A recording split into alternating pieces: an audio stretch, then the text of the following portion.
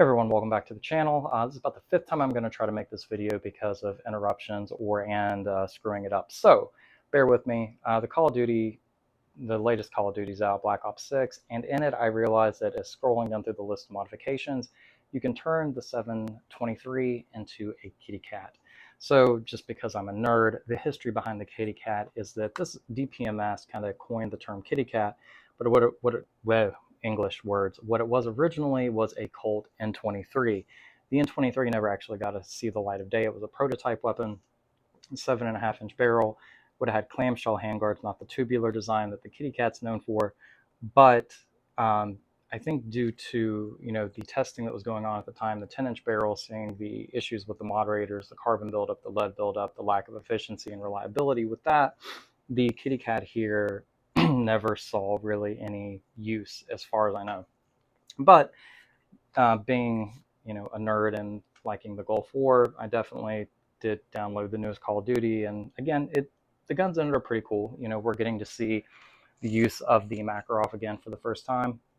I'm a little disappointed we're not seeing the Beretta M9, but I'm thinking it's because it's maybe a CIA type game, and plausible deniability wouldn't be using issued weapons.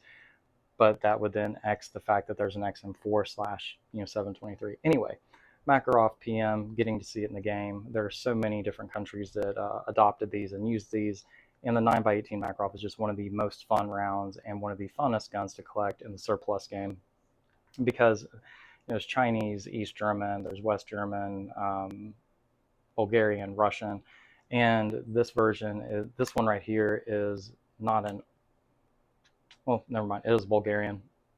And this one's a blued finish. I also have a couple others that are like Parkerized. They have different trigger guards.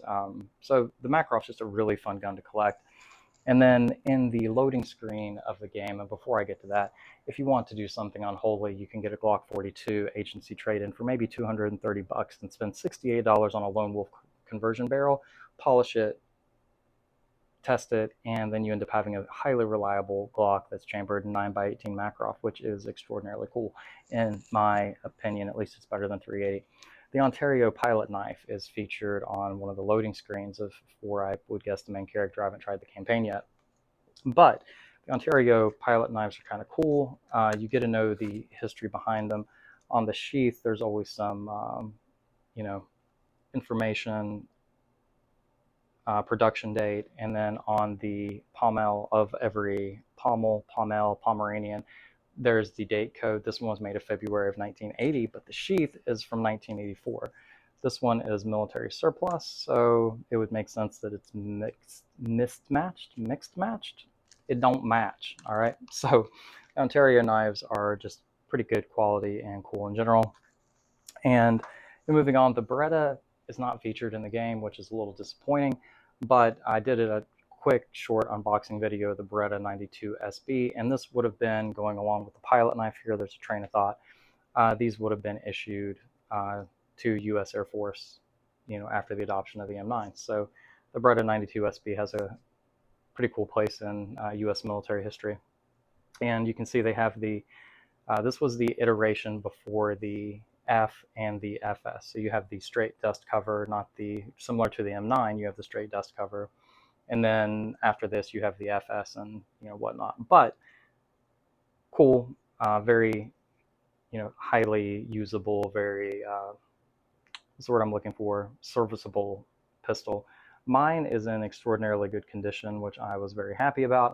I didn't even do the select, pick your own, hand pick option, whatever.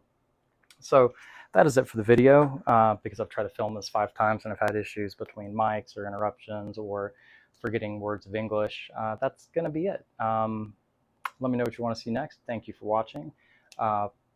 And hope you guys had a great weekend, got out to the range and went LARPing, put on your gear, which is what I'm going to do next. Not go LARPing, but budget micro chest rigs. Not something I'm a huge fan of, new production gear, but I wanted something to actually keep PCC mags in. And so I wanted to go the cheapest route. I was looking at micro chest rigs for, not necessarily my 635, but like the SAR 109T, my CZ Scorpion. a couple of the other things that I own, and I was like, man, I'm not dropping $100 and some for, you know, that. Forget it. So I figured out, I pieced together a few things and made a pretty good micro chest rig. Haven't really got it tested extensively, but I'm not operating, so I think it'll work. I'll show you guys that in the next video. Until then, be safe and have fun.